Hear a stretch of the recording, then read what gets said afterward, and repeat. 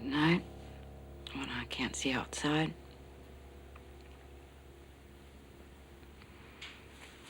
I'm scared, and I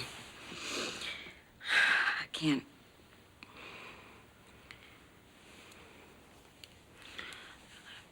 It's very upsetting to me to be home alone. I have nightmares.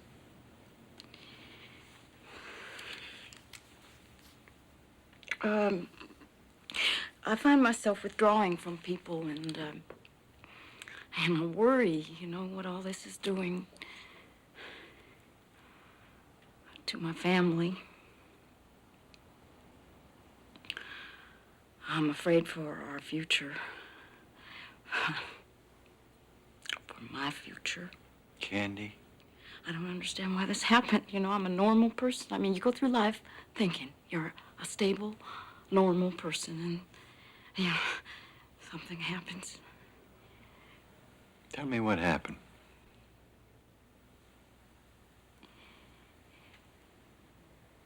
Everything I ever was is in question. Tell me what happened, Candy.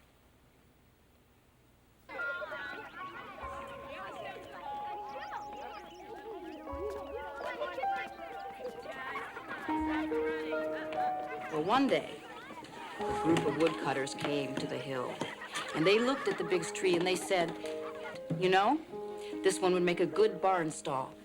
And the second tree cried, no, no, but they cut it down anyway. And it became the stable the baby Jesus was born in. Then the woodcutters came back for the third tree. And the littlest tree cried most of all. But they didn't listen, they just cut it down anyway. And it became the cross that Jesus hung on. And it's still standing today, pointing to heaven. The point of all this is just that what we are is not always what we plan for ourselves, but what God plans for us. The girls are after me this morning to let Meg stay over another night, so I'm going to run over to Peggy's and pick up Meg's swimsuit. And if I leave right now, I might make it in time to get to Target to pick up some birthday cards for Ed. You two mind? No, go on. Thanks. Here you go, sweetie. Don't forget the puppet show at noon. No problem. Mother's work is never done.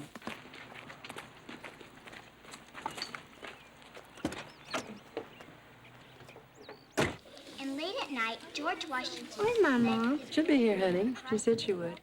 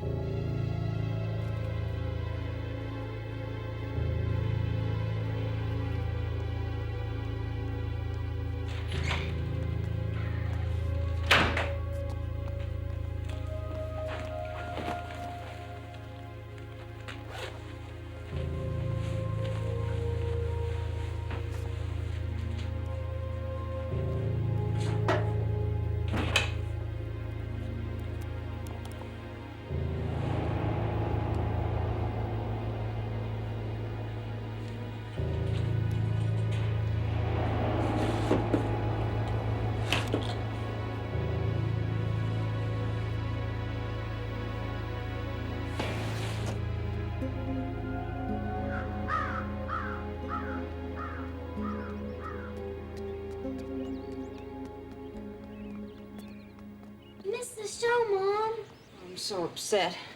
I went down to Peggy's and we just got to talking, and then I thought I had time to go to Target to get your daddy's birthday cards, and when I got there, I realized my watch had stopped. I'm so sorry, honey. It's okay.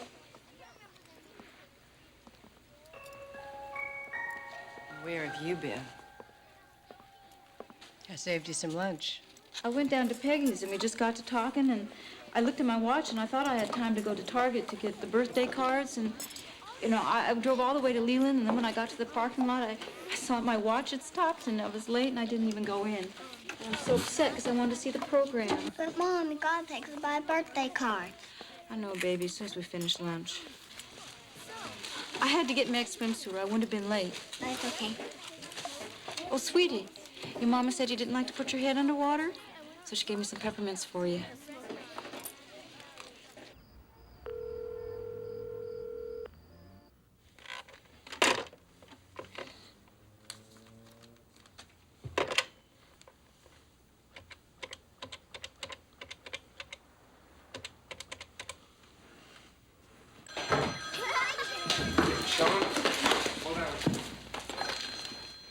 Hello? I'll get it, honey. Hello? Candy, Stan here. Oh, hi, Stan. You seen Peggy? I've been trying to get her for several hours, but she doesn't answer the phone. You sound like you're a million miles away. Where are you? Oh, I'm in Minnesota on a business trip. I've been trying to get her, but no one answers. I was wondering, maybe you might have talked to her today? I saw her this morning when I went to pick up Meg's swimsuit. Well, did she seem all right? She doesn't like being left alone. Yeah, she was fine. She gave me some peppermints for Meg and told me how she wouldn't put her head under water unless she got a peppermint afterward. Well, you happen to know if she had any plans? Jim Ramsey says her car's not in the garage. Maybe she went to a friend's. No, she wouldn't stay out this late. It scares her. Was there anything I can do? I'd be happy to go over there and check on him for you. No, that's all right. I'll call the neighbors. Okay, but you call if you need anything. Okay, well, thanks. Bye. Bye. What's going on? Stan's worried because Peggy's not home. So maybe she went to the movies, huh? Oh, she's very moody. She never leaves the house at night. It's already past her bedtime. Jim, listen, I still can't get in touch with Peggy. Would you run out and see if her car's back? Why don't you hold on? What the hell's going on? I don't know. Blankenship just called and told us to get in the house. I hardly know these people.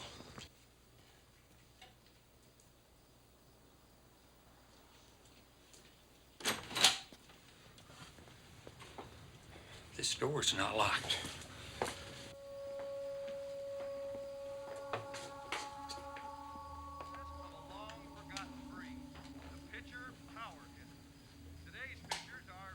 Peggy? Peggy? Peggy?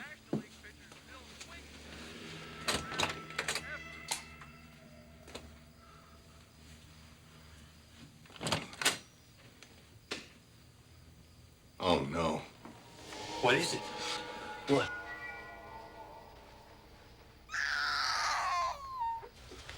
Where is it? I think it's in the back room. This way.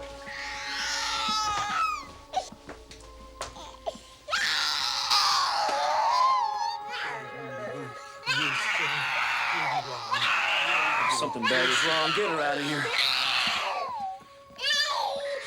I'll take her to my house. We'll keep looking.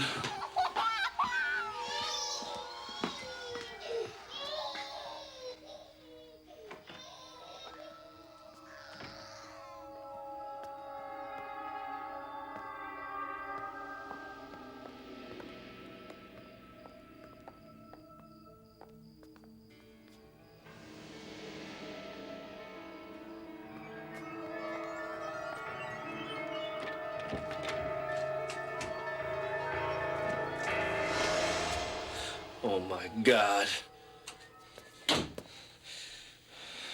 Don't go any further, man. She's dead. She's blown her head off.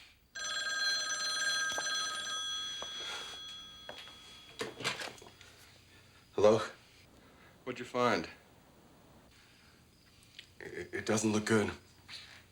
But don't worry, the little one's okay. What about Peggy? I'm sorry, Stan.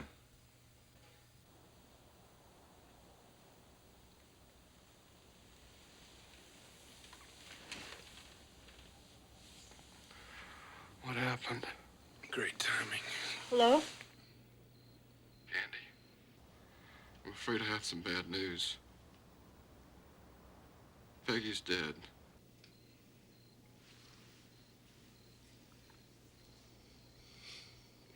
What happened? Looks like she's been shot. Neighbors found her. I know there's been some things bothering her lately. I know she's been upset about being pregnant. What about Allison? But I never thought she'd do something like this. We don't even own a gun. What about Allison? She's fine. Please look after Meg for a while. And don't tell her what's happened. I don't want to tell her.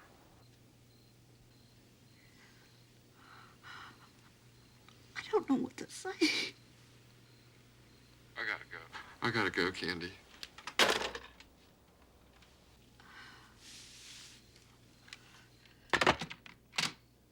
Is she dead? Oh, God. Oh, God.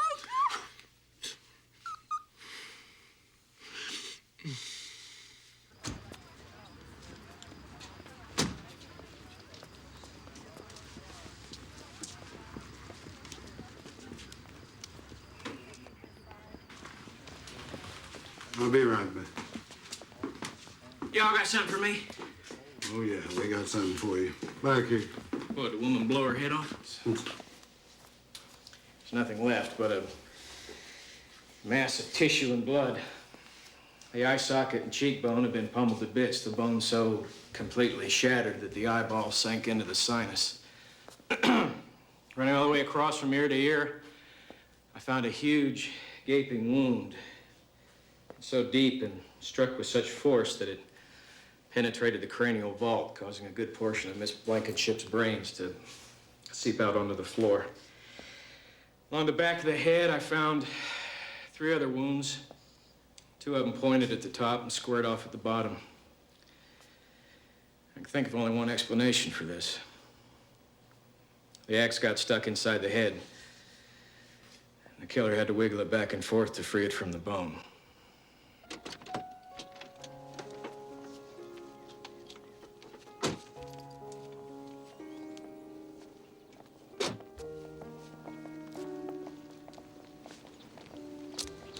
Sweetheart. Oh, Stan. Could you come in for a minute?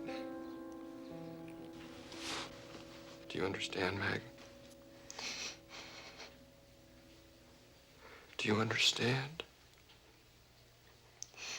Who's gonna cook for us now? We're just gonna have to cook for ourselves now.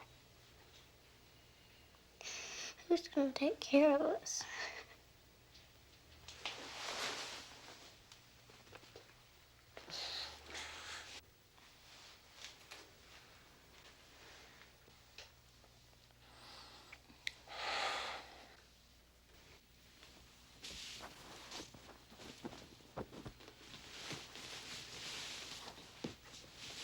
Where did you get those bruises? Just housework, you know, I'm always bumping into that dishwasher.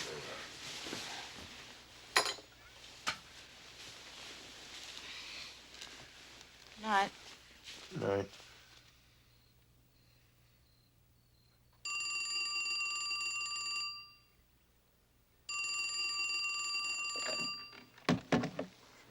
Hello? Candy, it's Stan here. Am I waking you? No, it's all right. I just thought you should know. I talked to police and told them you were over here, so they'll probably be calling you. Okay, fine. Well, bye.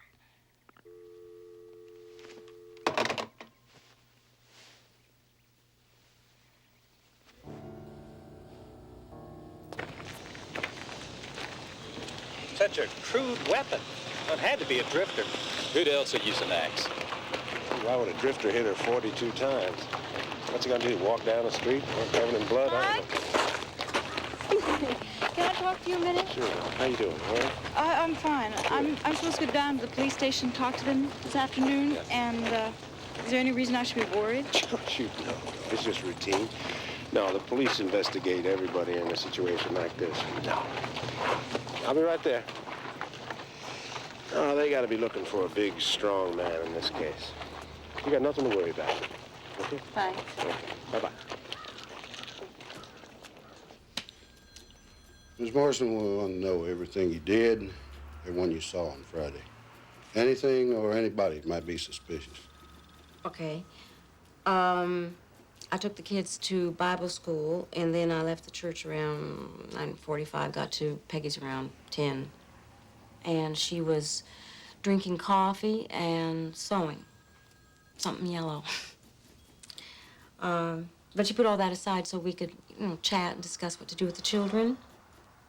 And then, after a while, we went outside and we played with their dogs. They'd just gotten themselves this little puppy. It was so cute.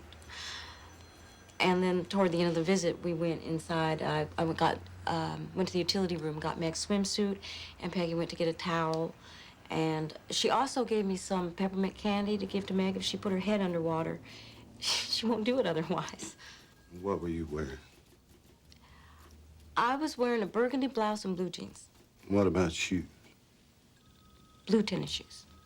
Rubber soles. Pardon me? Rubber soles. Yes, sir.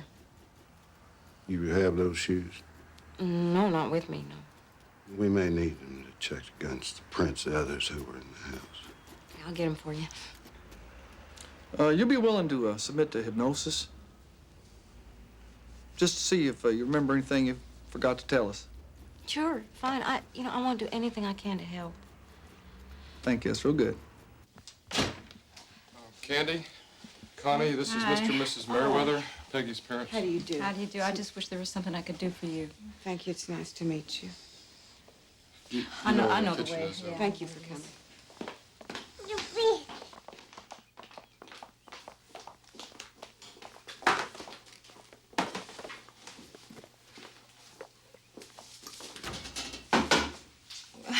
Candy, some of these things are going to have to go out in the back freezer. I can't go out in that room. Okay. Oh, don't worry about those dogs. Every time anyone goes in that room, they bark like that. They'll quit in a minute.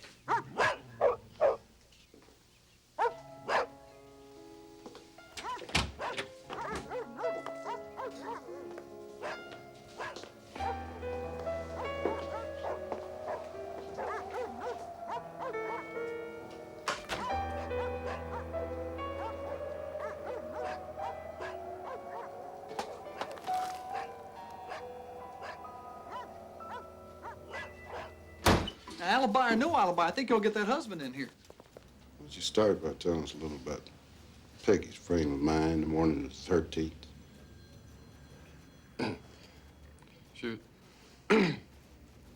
She was, depressed.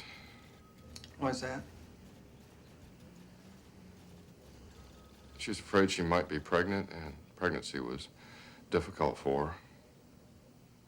She also didn't like being left alone. I was leaving town that day, and she was moody because of it. Was your wife normally afraid of being left alone?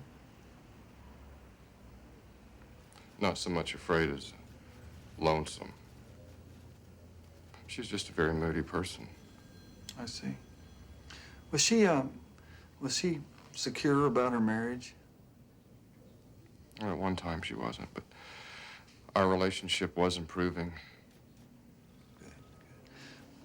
You must forgive me, but did anyone ever make sexual advances toward her? Not that I know of. You know, if your wife ever had an affair with another man? No. How about you, Mr. Blankenship? You ever had an affair?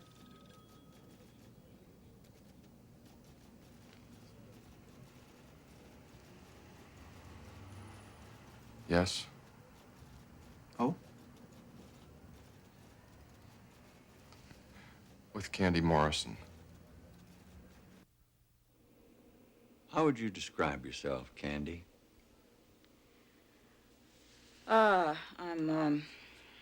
like doing things for people, working at the church, volunteering for projects. I'm the kind of person that likes to nurture. You know, take a 3-day-old kitten, nurture it until it goes on its own, that kind of thing. I'm a good cook, good wife. I'm a good mother. You're describing yourself in reference to others. What I want to know is what makes you happy. My children, God, my husband, those are the important things. You live in your own skin. Aren't you important to yourself? No. It's not the way I was raised. Okay. How were you raised? What were you raised to believe would make you happy? I told you, children, marriage, love, nice house, my husband having a good job, faith in God. Mm-hmm. You have these things. Yes. Well, if your life makes you happy, Candy, why'd you have an affair with Stan Blankenship?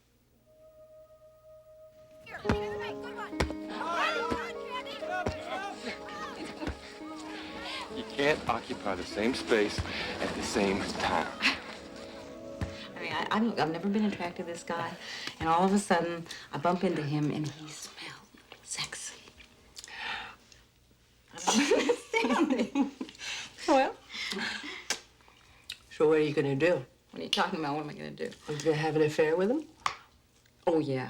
Yeah, sure, that makes an awful lot of sense. I'm going to have an affair in between carpools and PTA meetings, making cookies. Yeah. I just want some fireworks, you know, an infinitesimal amount of fireworks. That's all. Just a little bit.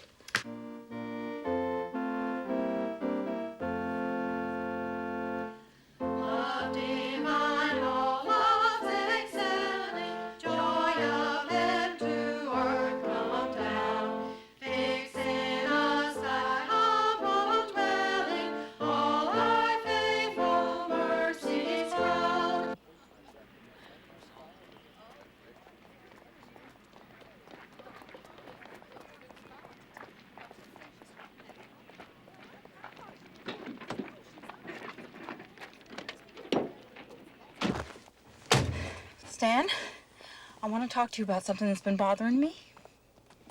Oh? I'm very attracted to you, and I'm tired of thinking about it, so I wanted to tell you. I don't know what to say. Yeah, well, it's something I've been thinking about, and I wanted to say it so I could stop thinking about it.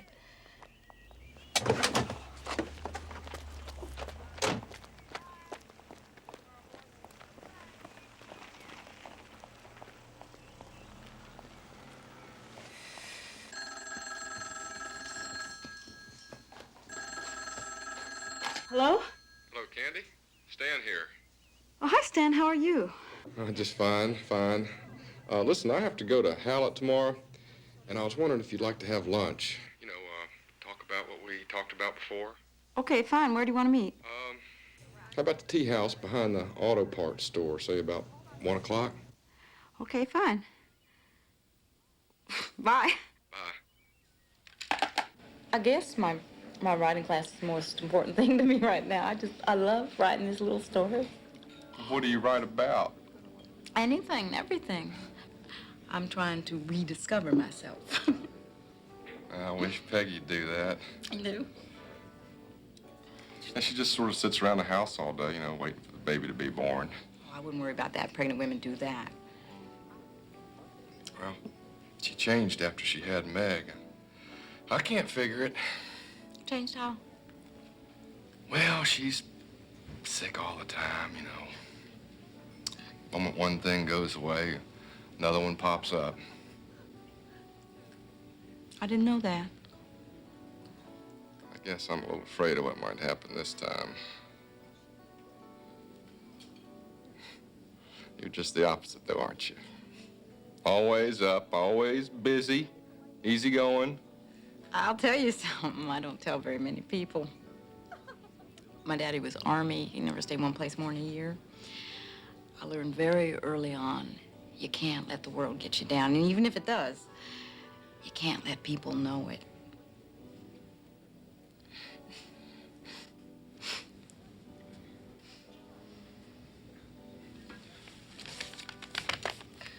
What's this? Happy birthday. How'd you know it was my birthday? I remembered from last year. Oh, aren't you something? Ah, this is so sweet. I'm glad you like it. What if we become emotionally involved? We have to avoid any of the hazards. I know that. I feel the same way. I don't want anyone to get hurt either. Well, let's just think about it some more. Fine, fine. I think we should. But I'll tell you something. You can go to bed with me pretty soon. There's no way you're going to live up to the expectation I have of it. I know. I've thought about that.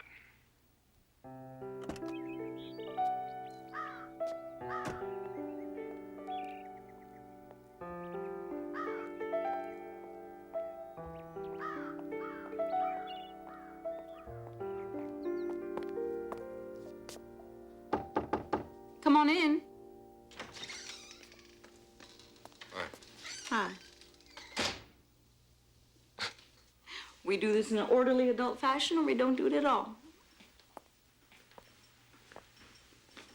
I don't believe this.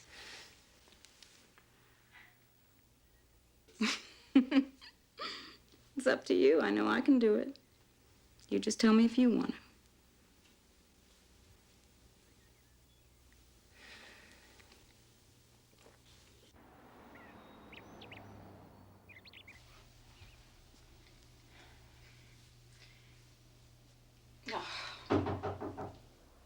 It's unlocked.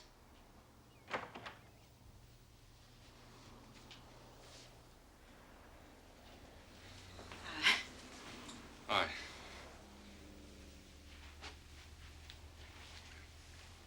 Oh.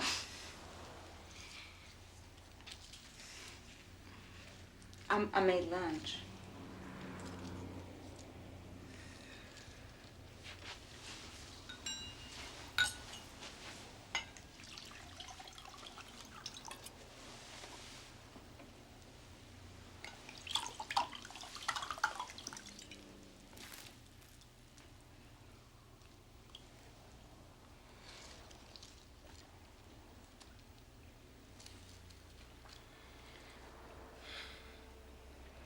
Maybe we should just have lunch and forget the whole thing.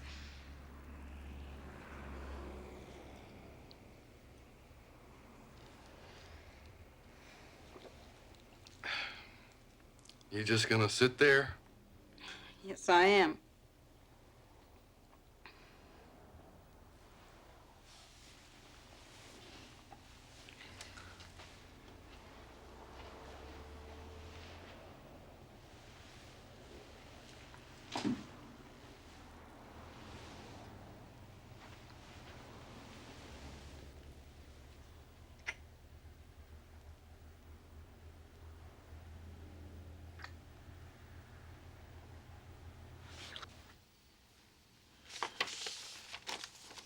I'm a scientist, Candy. I guess I didn't get it. I'm sure it's good. Just not sure I understand. Don't you have any imagination at all? God, Ed. Hey. It don't take imagination to love you.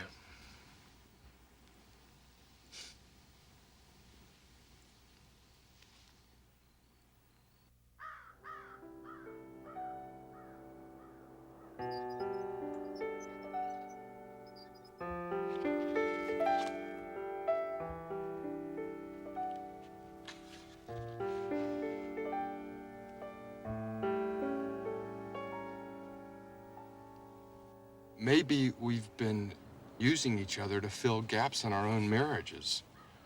I mean, maybe we should just see how we feel if we stop seeing each other for a few weeks. I mean, keep it open. Just meet on a monthly basis instead of every 2 weeks. You seem to be leaving it up to me, so I decided I won't bother you anymore. Well, that's fine with me. I can do that. You know we'll always be friends. Sure.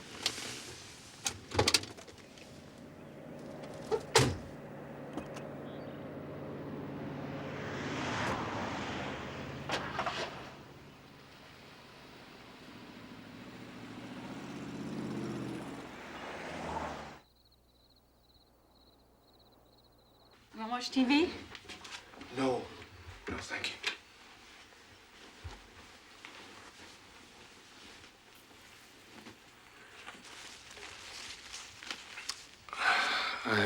I thought I could tell you how I feel in a letter.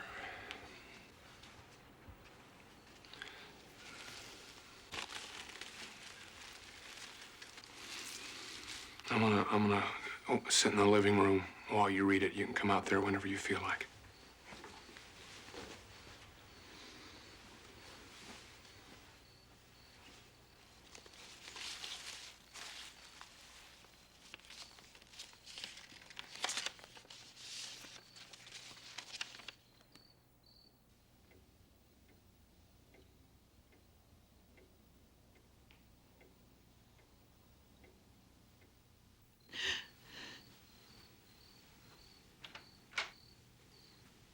Candy.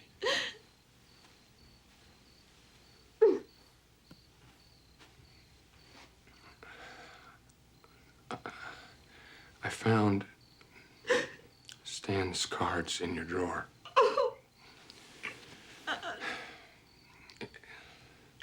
It was my fault. I've neglected you. I sent you looking for love in somebody else's arms.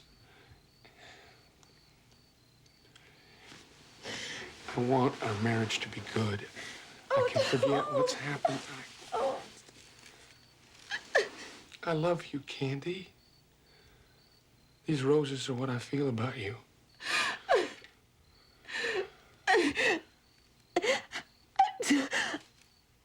I'm so ashamed.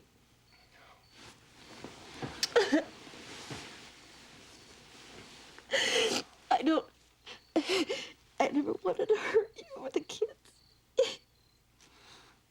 I know that.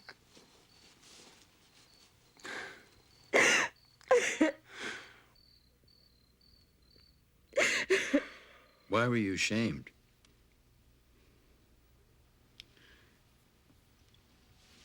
I hurt Ed, and I committed adultery. Would you have been ashamed if you hadn't been caught? Having an affair was bad. I'm ashamed of it. Well, you didn't think of Ed when you set out after Stan. You were bored. You wanted excitement. You were thinking to yourself. You remember how you described yourself to me as a good mother and good wife? How does this affair fit into that ideal image? I'm not perfect. But I'm a good person. Candy, is it possible that the real you, the human being, is more complicated than this simple ideal you describe? I hope you don't mind, Miss Morrison. This is just to screen out the Prince family and friends. Oh, sure, fine. I'm glad to be a help. Kind of messy, but it cleans right up. Uh-huh. Well, like I said, I really do appreciate you coming down here today, Miss Morrison. No trouble. Yeah.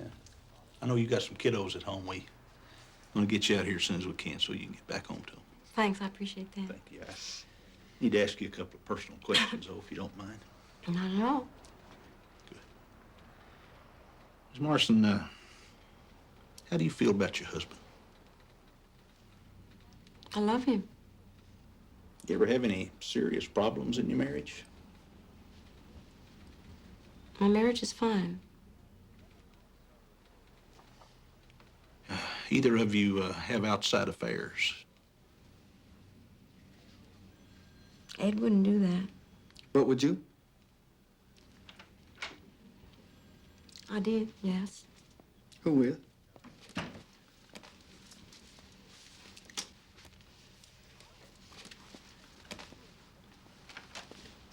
I had an affair with Stan Blankenship.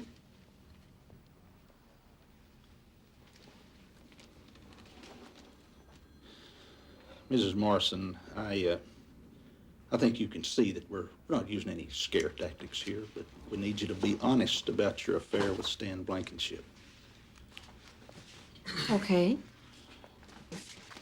Were you mad at Stan for ending the affair? No, I knew it had to end. You murdered Peggy Blankenship, didn't you? No. No, I didn't. Yes, you did. You're nothing but a murderer. Peggy Blankenship was your friend, and you just chopped and chopped and chopped on her. You're nothing but a little cold-blooded murderer. And you make me so sick I can't even stay in this room with you any longer.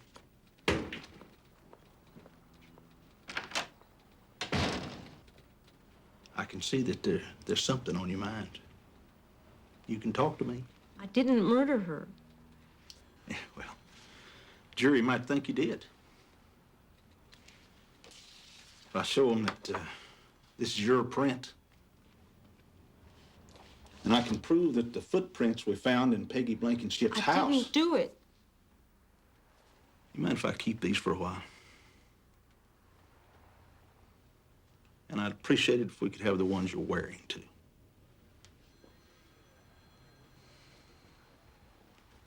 This isn't fair.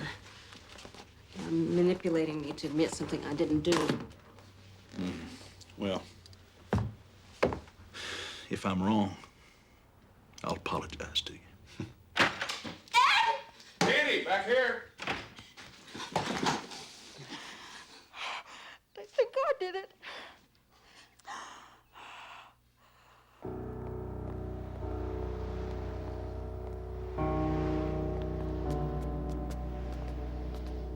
It's probably not as bad as we think, but the police called me back and they accused me of killing Peggy.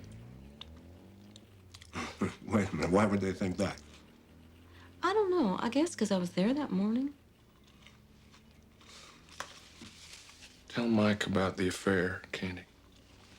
Affair? What affair? Well, No, wait a minute. No, don't say anything more. First of all, you better retain me as your lawyer, all right? In other words, we have to establish an attorney-client privilege here. You got a checkbook? Yes. Well, write out a check for $100, make it out to me, sign it, date it, and put the time down on it. And then do me a favor, Ed. Would you carry it on out to my secretary and then just stay out there for a few minutes? I want to talk to Candy for a little bit, just between the two of us. Oh, all right, sure.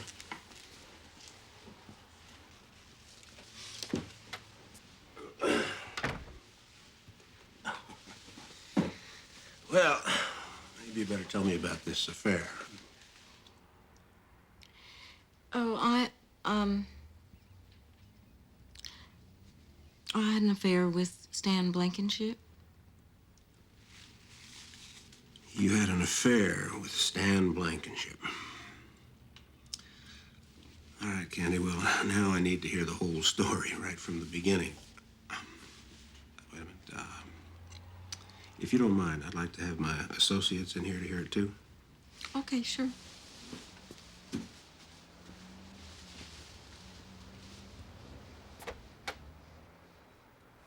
So the police say that they've got your fingerprints and your footprints at the scene of the crime. Yeah. Am I in trouble? I'd say you're in a whole mess of trouble, Candy. I'll be honest with you, I think it's going to get rougher before it gets easier.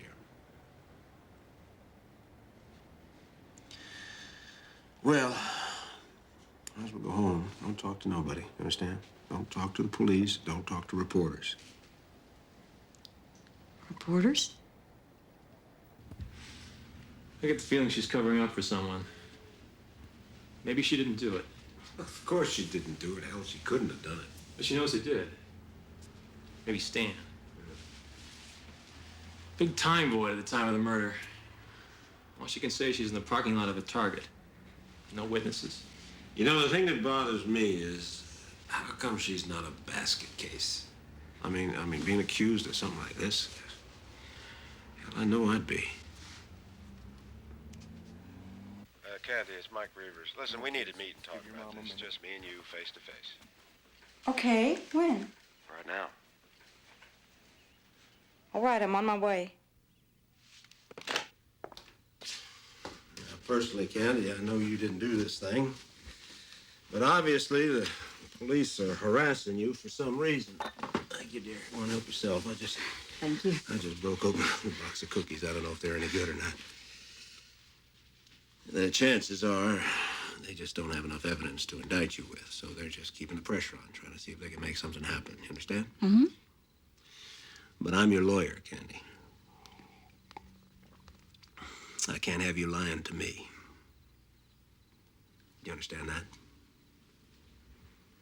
Now, I said just a minute ago that I know you didn't do this, but I think you know who did. I want you to tell me right now who you're covering up for. No one. Come on now, Candy. Did Stan do it? Come on now, tell me. Did you walk in and see something that scared you? Come on. Stan didn't do it. How do you know he didn't do it? Because I didn't. What? I did it.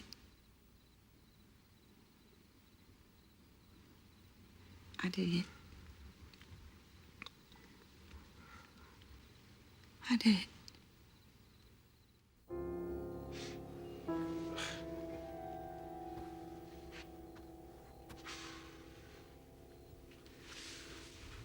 What about your husband? Have you told Ed about this? No. What do you think he'd do if you did tell him? Well, he's a real honest person. I think he'd go to the police for my own good. Well, then don't tell him. Definitely. Don't tell him, all right? Okay. In fact, you go home, you don't say anything to anybody. Okay? Okay. Wait a minute. Now, hold it. We're not finished yet. Look, Candy. I've never argued a criminal case before. My area is lawsuits, personal injury, that type of thing. Now, Kevin, he's a criminal lawyer, but he's 26 years old. I trust you. I could take you downtown and introduce you to an experienced criminal lawyer. Then I'd feel like a criminal. Well, think about it. It could be the difference between life or death for you. I want you. Kevin. She says she did it. Really? Yeah, well, I'm not so sure. Because I know the woman. I know her family. Because we worship together. It just doesn't make any sense. Oh, yeah, she's got a story, all right. Make your hair stand on end. And there's no question. She's feeling guilty about something. But maybe it's the affair that she had with the husband. You know, I mean, she comes in, she finds the body. She goes into shock, and then she blames herself. I don't know what happened. I'll tell you one thing for sure. We better buy ourselves some time and find out real quick. 'Cause this town's ready to lynch her. A female friend of Stan Blankenship was implicated in the Langston killing after investigators matched the friend's left thumbprint with the bloody print found on the victim's refrigerator. You opened the refrigerator while you were over there? Maybe. I don't know.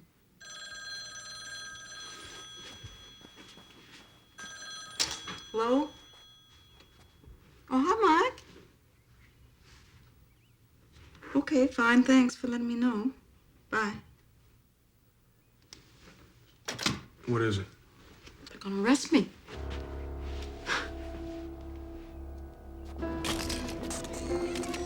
This damn mess. Well, somebody's been on the phone to the media. He didn't say anything to me about this. Must be election time.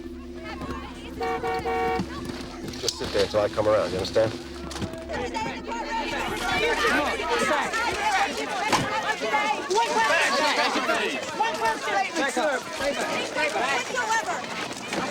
Stay right close to me, understand?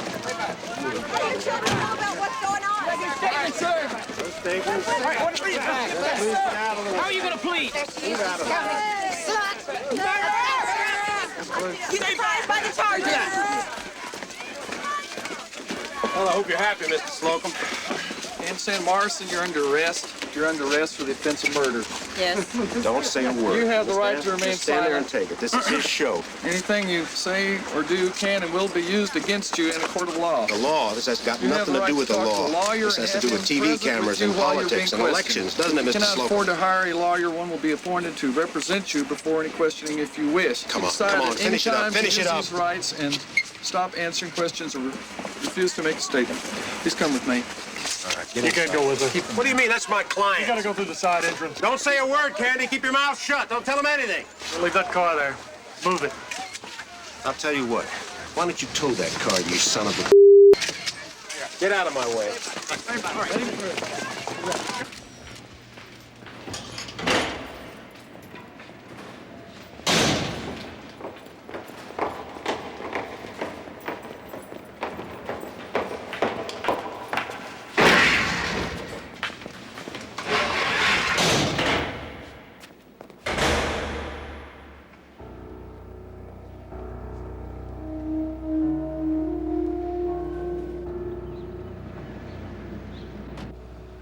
How do you plead? Not guilty. I'll hear recommendations from counsel as to the bail amount.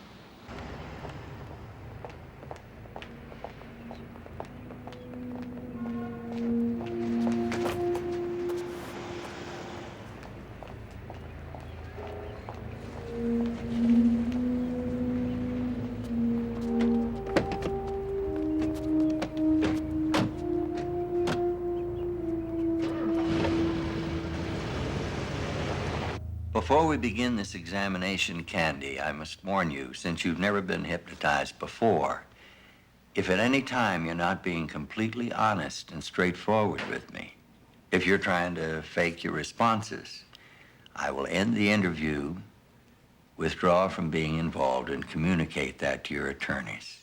Is that clear? Yes, sir. Good. Shall we start?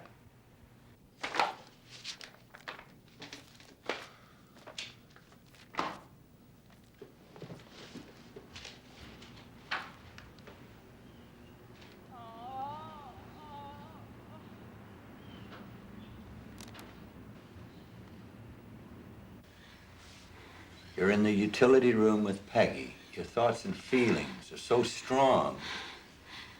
You have to express them. 1, 2, stronger and stronger. 3. Now let them out, Candy. What's that you're feeling? Hate. Hate? Hate. Okay, you hate her. Now, express your feelings. They're stronger and stronger. I don't want him. You hate her. I don't want him. What? I don't want him. You don't want him, huh? What? All right. Just relax. Just relax. Now, when I count to 3, I want you to back up in time. Now, you're back in the utility room again. Just relax. 1, 2, 3. Go through it. What's happening? Come on, Candy. You can do it. Go through it. Tell me. Yeah. What's happening? Look at this.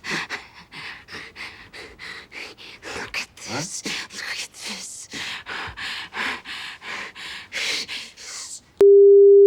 Louder. Louder.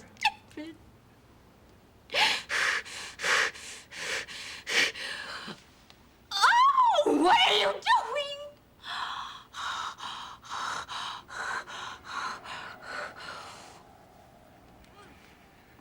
What's that?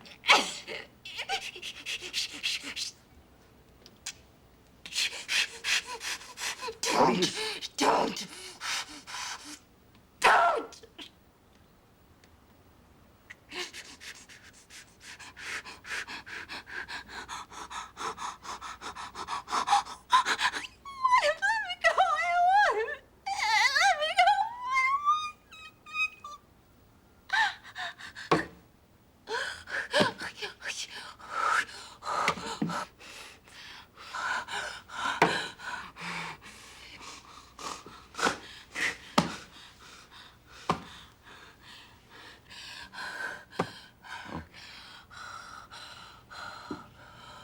All right.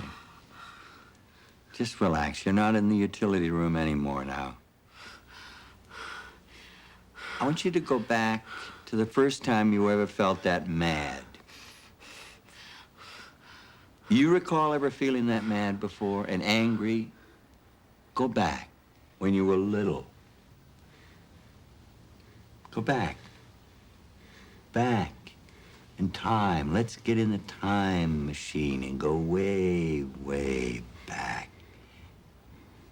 One. Back in time. 2, 3. The time machine stops. How old are you now, Candy?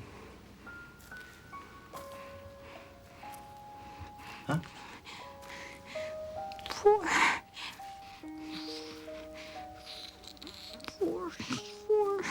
4. Okay, tell me about it.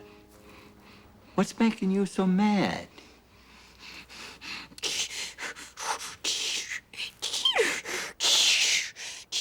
Cheated. How do you feel right now? What are you feeling? What are you gonna do?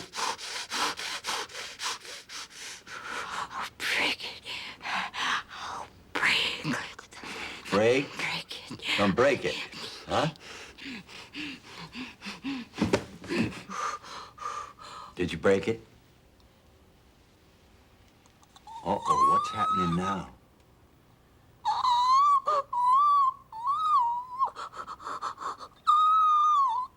Oh, did you hurt yourself? It hurts.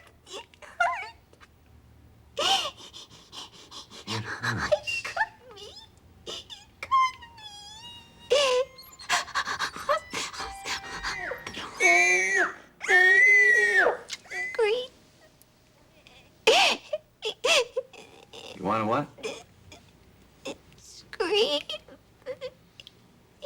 When I count to 3, you can scream all you want to. 1, 2, 3. Just kick and scream all you want to. She won't let me. She won't. It's okay. She won't punish you. It's all right to do it. She won't let me. She won't let me. Scream all you want to, Candy.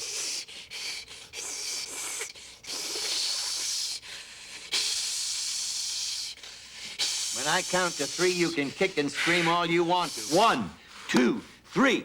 It hurts!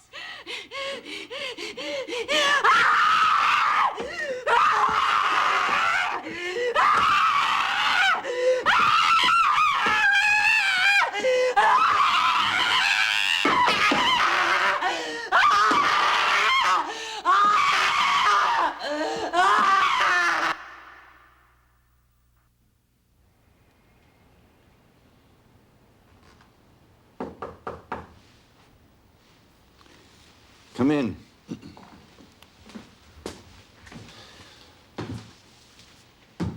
Well, what does it look like? She did it. I don't have all the details yet, but she did it just like she told you.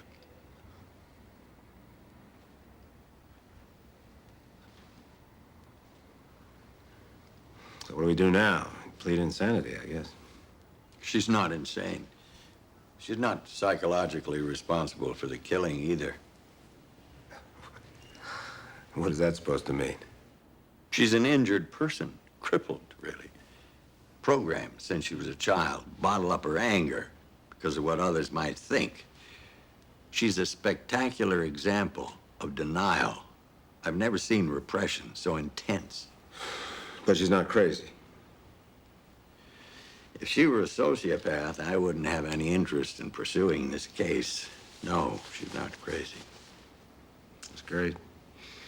A woman whacks her neighbor 40 times with an axe, but she's not crazy.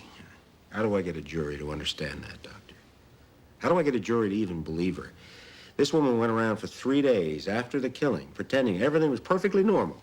That's a textbook example of what I'm talking about.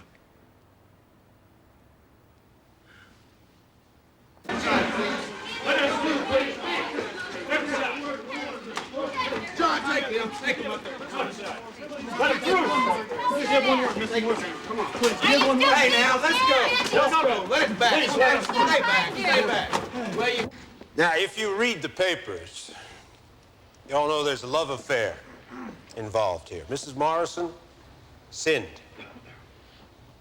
However, she is not on trial here for that sin. Now, I'm not asking you to forgive her. Not ever. Neither is she. But I am asking you to decide this case on the basis of the evidence, without all that love affair business muddling up your mind.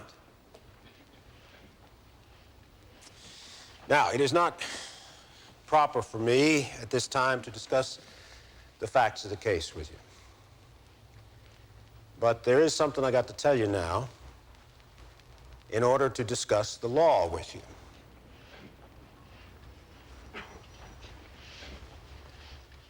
On Friday, January 13th of 1980,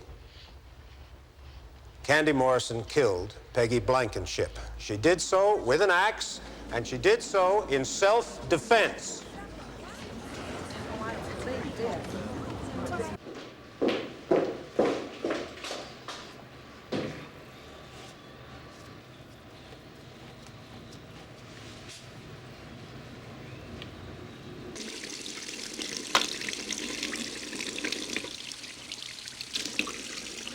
Now, you told the jury earlier you'd known the defendant approximately 2.5 years. Is that correct? Yes, we sang in the church choir and participated in church government. We also participated on the church volleyball team. Did your relationship with the defendant develop into something more than, say, simply participating in church activities? Yes, it did. Would you describe for the jury the circumstances under which this relationship changed? In, I believe it was October 1978, I had some private conversations with Candace Morrison, during which she indicated to me that I was very attractive to her. And she wanted to know if I'd be interested in having an affair.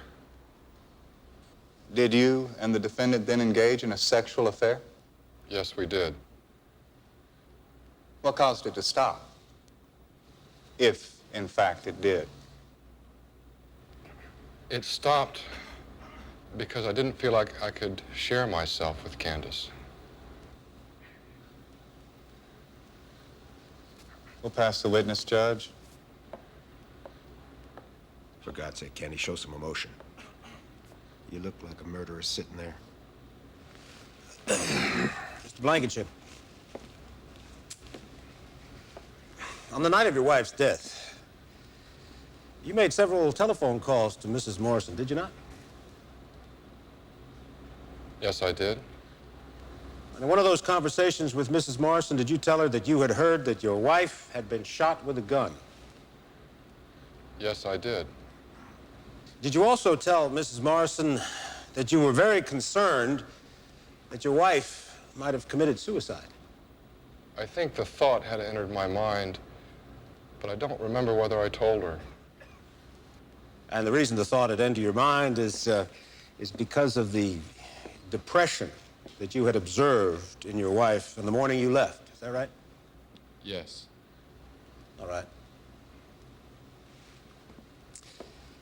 Would it be fair, Mr. Blankenship, to characterize your affair with Mrs. Morrison is a kind of a half-hearted matter between the two of you? Yes. The two of you never discussed marriage or talked about running away from your families or anything like that? No. Mr. Blankenship, would your wife's death, regardless of how it happened or who did it, would her death have meant that you and Candy Morrison would have gotten back together again? No. No further questions. You may stand down. You've got to get involved in what's happening out there. You've got to at least look like you care. I can't do that. You've got to do it. Look, you've got to show some emotion. The jury wants to see somebody out there that's in trouble. I won't let people see me like that. That's not who I am. It's not my manner to get upset. What's wrong with you? What do you care what people think? You're on trial for your life, Ken. You taking something? You taking some kind of tranquilizer, Candy? Talk to me now. Tell me the truth. I don't want to be emotional. You don't want to be what? Now, you listen to me. You stop taking whatever it is you're taking right now this second. You understand?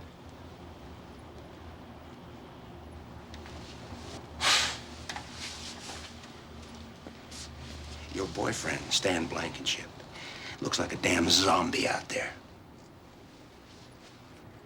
The jury's beginning to think you're one, too. Kevin, come here. Now, let me ask you this. With respect to the injuries you've detailed for the jury, do you have an opinion based on reasonable medical probability as to the cause of death of Peggy Blankenship? Yes, sir. What is your opinion? That she died as a result of massive head injury inflicted with a heavy-bladed chopping weapon. Pass the witness.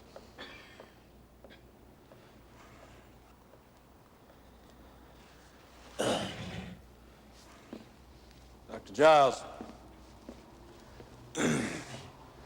when somebody is in a horribly fearful situation, what effect does adrenaline have on the body? It dilates the eyes, increases the heart rate. Adrenaline makes you stronger in some instances, does it not, Doctor? Yes, sir. But it's not something you can turn on and off like a water tap. No, sir. Once you become scared to death, it might not be something you can just stop immediately. No, sir. Dr. Giles, in your examination,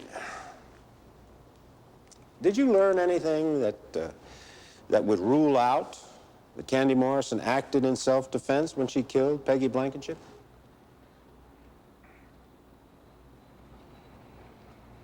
No, sir. Thank you. No further questions.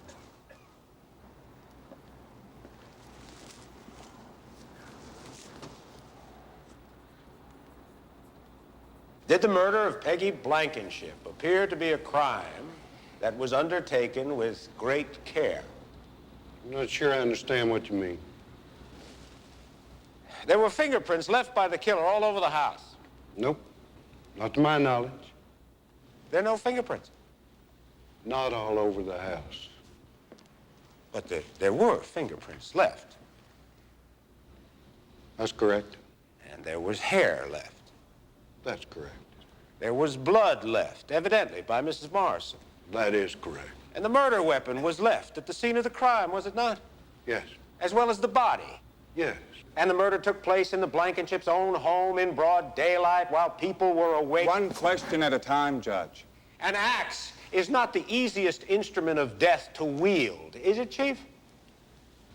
Probably wouldn't be. An axe is not the kind of weapon you can use as quickly or as efficiently as a gun or a knife or a pair of scissors, is it? No, sir. An axe is, however, the kind of weapon that will cause somebody to become very fearful very quickly. Is it not? Probably would. Probably would. Chief McAllister, if you had planned the murder of Peggy Blankenship, can you imagine? Can you imagine it being performed more inexpertly or carelessly? I didn't plan it. No further questions. Pass the witness. You may stand down.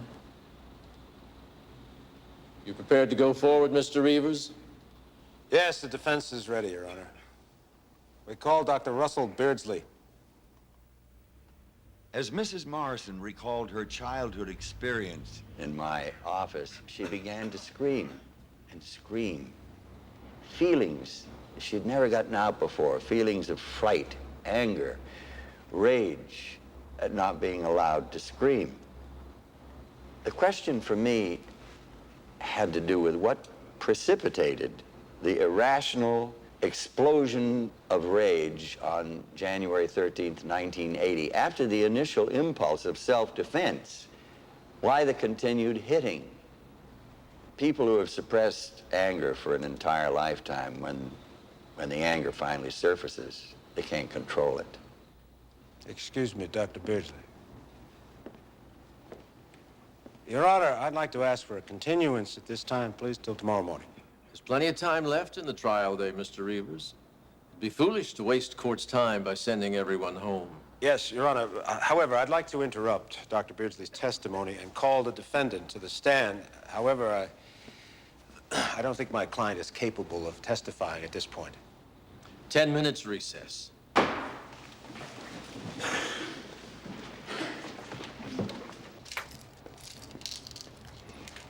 No. You gotta testify in 10 minutes.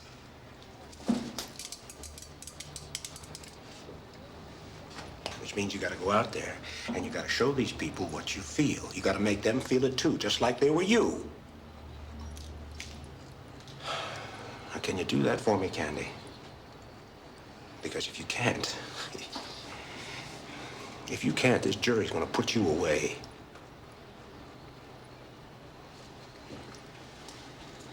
Look, I know how tired you are. I know it's been rough. But I also know how tough you are.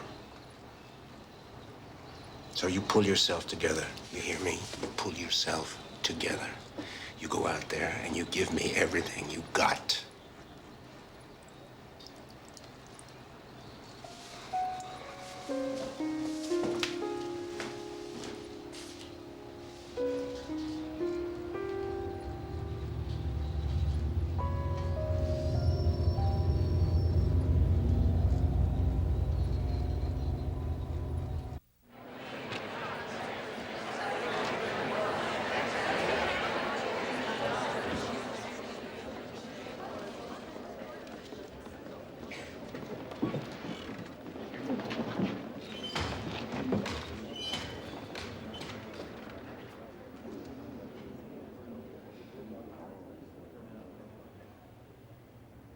Do you swear the testimony you're about to give in this case will be the truth, the whole truth, and nothing but the truth, so help you God?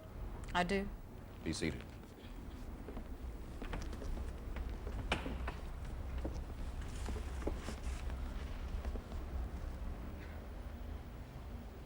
Mrs. Morrison.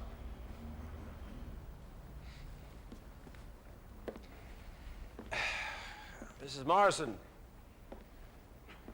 was there anything unusual about Friday, January 13th, 1980, as far as you were concerned when you got up that morning? No.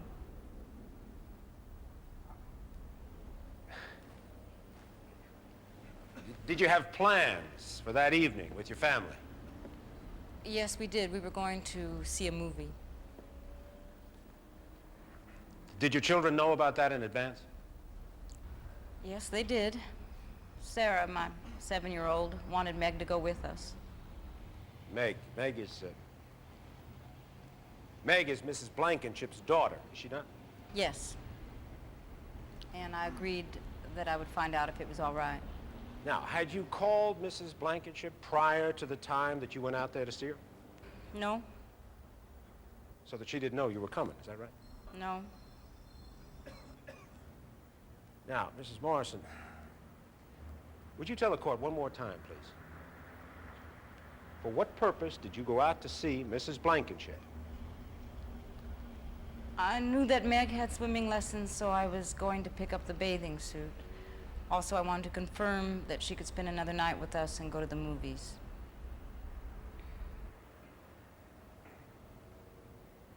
All right. What time did you arrive at the Blankenship home? It must have been around 10, shortly before then. Did you go up and ring the doorbell? Did you knock? What? I knocked. I have a special favor to ask you. Sarah wants Meg to go to the movies with us tonight, and I told her if it's okay with you, it's okay with me. And I'd be happy to take Meg to a swimming lesson, save you the extra trip. Oh, okay, sure, come on in. I thought it would be. The only easy way to do it would be for Meg to spend another night with us. Okay, you want some coffee? Oh, no, thanks. Where's Allison?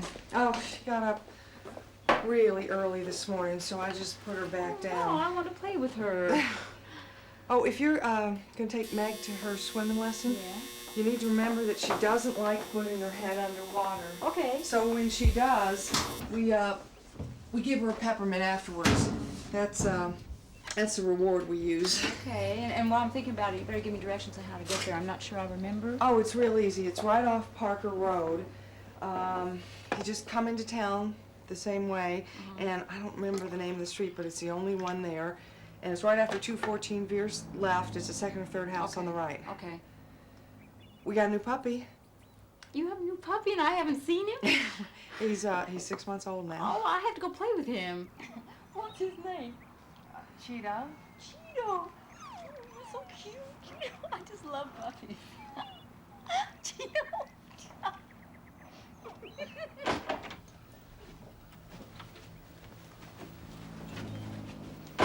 I better be going. You want to give me Meg's swimsuit? Candy, are you having an affair with Stan? No, of course not. But you did, didn't you?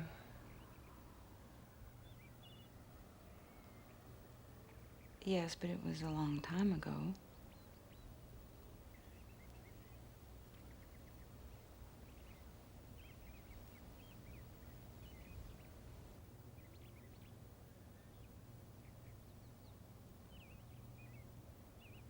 Did Stan tell you?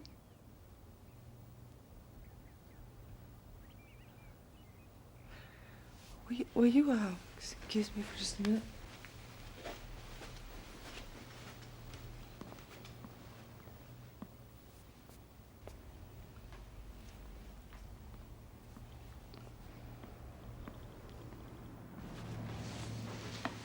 Peggy? I don't want you to see him again.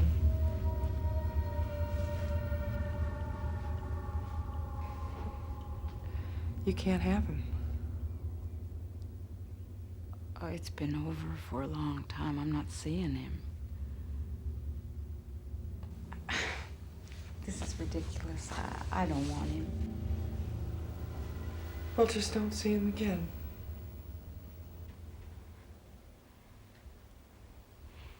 Under the circumstances, I think I better drop Meg off right after Bible school.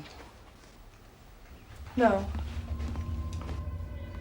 No, I don't want to look at you again. You just keep Meg and take her to the movie like you planned and bring her back tomorrow. I'm going to go get the towel out of the bathroom, and you can go get Meg's suit off the washer.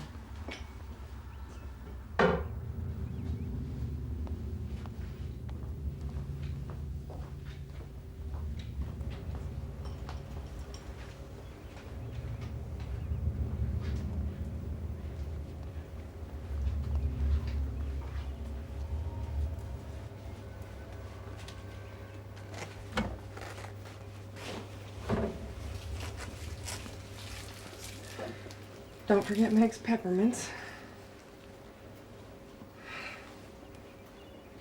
Oh, Peggy, I'm so sorry.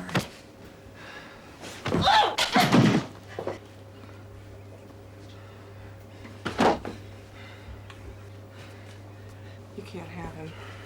I'm gonna have another baby, and you can't have him. Don't. This is. I don't want Stan. Go. Please, don't do this. Please stop. I gotta kill you. What are you doing?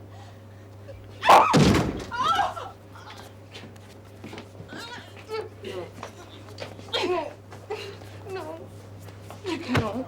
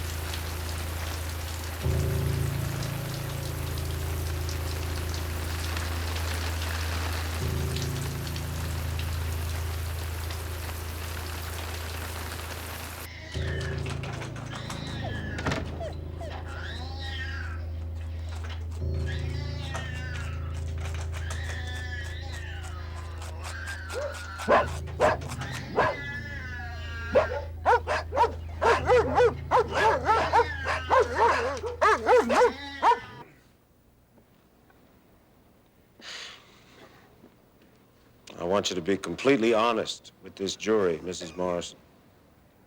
You still feel genuine anger to this day, don't you? I am angry that it has happened, yes. Why? Tell this jury, tell them, why are you so angry? It's so pointless. I didn't want him. I kept trying to tell her that. And she put me in that position. It's caused me to lose everything that's important to me. And it hurts. You had an affair with her husband, Mrs. Morrison. You and Stan Blankenship, you put her in that position. Yes. Yes, we did. Yes.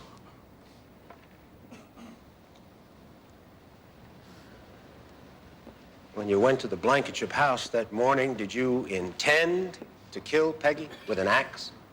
No. But you did. You did kill Peggy Blankenship with an axe. You did, didn't you? Yes. This axe. Killed Peggy Blankenship with this axe. Didn't you? Didn't you? Didn't you?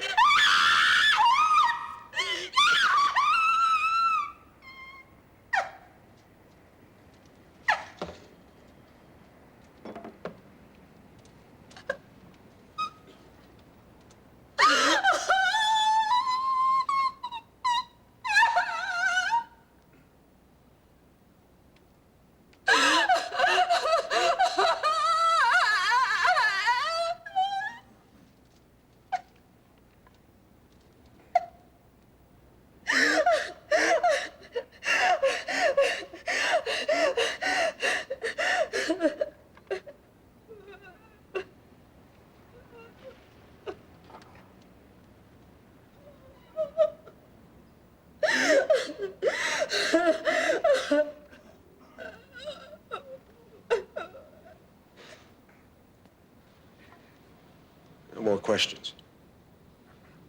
We'll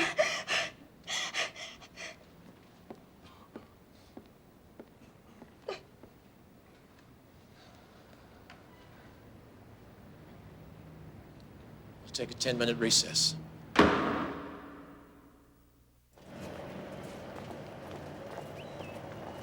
If a person is attacked with an axe, she has a right to use that axe against her attacker if it's apparent that she's in danger.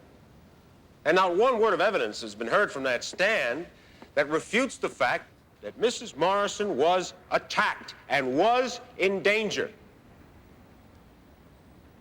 Now, she is entitled to the presumption that she was telling the truth.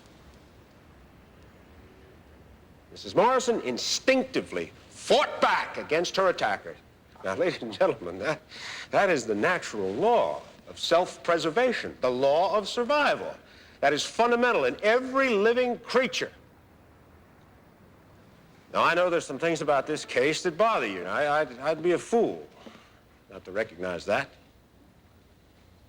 But let me remind you, you people are here to see that justice is done. Justice. You're not here to extract revenge, and you're not here to satisfy the community's conscience.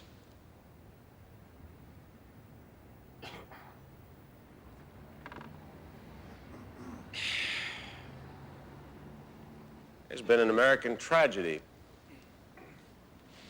played out in this courtroom.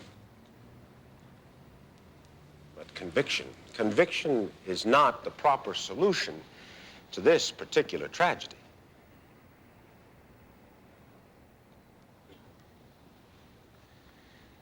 John Steinbeck once wrote,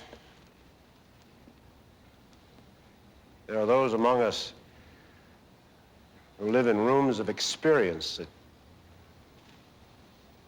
you and I can never enter. And perhaps there are forces at work in this case that we can't begin to fathom or even recognize. Rooms of experience that we don't even want to enter or even understand. But you can understand this.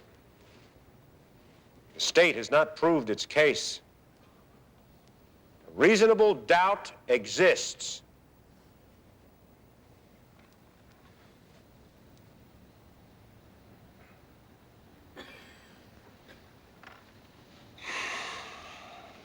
Good luck to you all.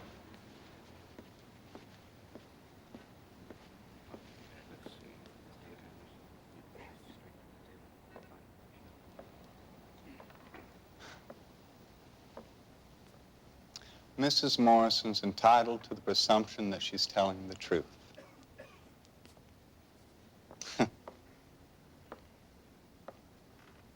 Well, we know that she lied to her friends. We know she lied to the police. How do we know she's not lying now? None of her friends detected her deception, did they? She's a good liar. And Peggy Blankenship is not here to tell her side of the story, now is she?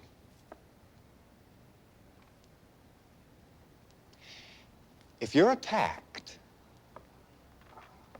and you defend yourself, you have nothing to hide.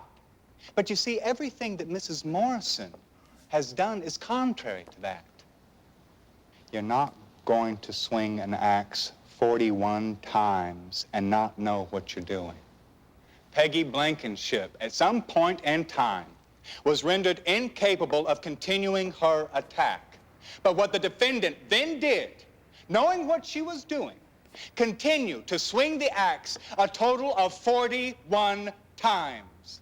Now count that out in your head, 41 times. And did, at that point, cause the death of Peggy Blankenship. Now, this is what we feel the evidence shows. And based upon what you've heard, this is the verdict we ask. Thank you. There you go. I want to take. Better eat something, Candy. They've only been out 2 hours. We could be here for a very long time.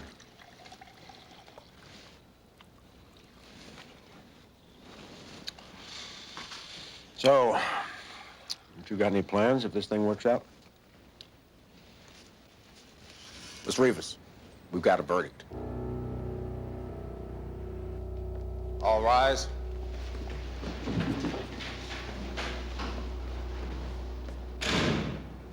You may be seated, ladies and gentlemen. I have some instructions for the lawyers, the parties, and the spectators. When I read the jury's verdict into the record, I want no reaction from anyone in the courtroom, whatever that verdict might be. No vocal reaction, no physical reaction. And don't think I'm picking on you all. That's a standard instruction I give every time I get a jury verdict. Bring the jury in.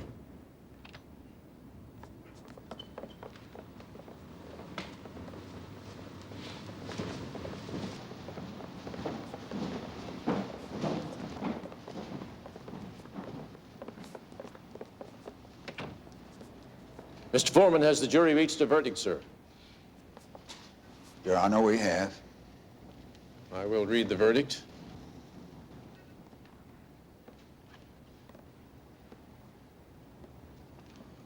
Will the defendant please rise?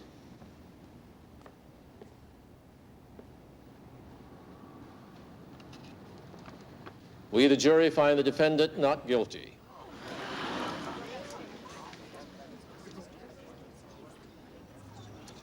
Each member of the jury that concurs in this verdict, will you indicate it to me, please, by raising your right hand? For the record, Mr. Court Reporter, each member of the jury has raised his or her right hand. The court will accept the verdict and order it filed. This concludes your jury services.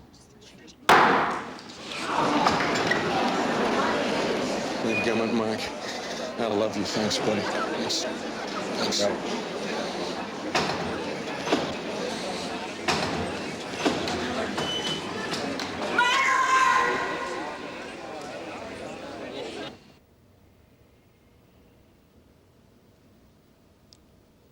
I hit her over and over. That could have happened to a lot of us, given the It same. didn't happen. It didn't happen. I did it. Oh, I'm real good at telling myself I had no alternative. But the way I reacted to it scares me. Because I killed her.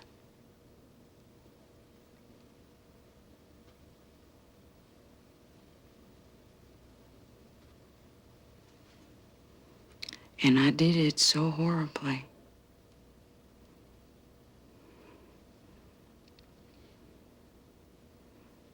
I can't face that.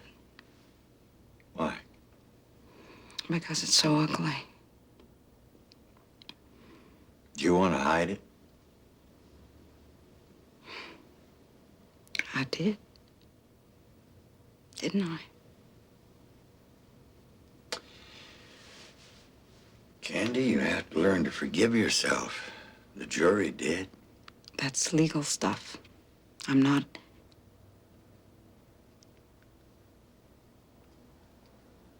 I'm not innocent. I killed her. I'm a monster. No. You're just like the rest of us. Is that supposed to comfort me?